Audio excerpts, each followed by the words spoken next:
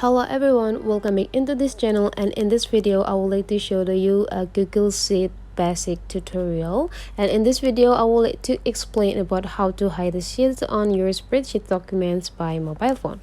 So the first thing you have to do, open your Google Sheet application and let's open the documents.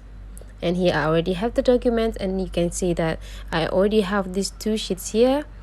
This one is primary sheets and this one is second data. So I would like to hide this data so that I only have these primary sheets on my documents. So the things that we have to do is choose the sheets that we want to hide, and after that click twice, and now there will be a lot of options that you can do for this second sheets. You just need to choose it. Since we want to hide, you just need to go click hide, and the sheets will be hidden from the documents. If you want to bring it back, you just need to go click this 4 line, and you just need to go click second data, and they will be back into your documents.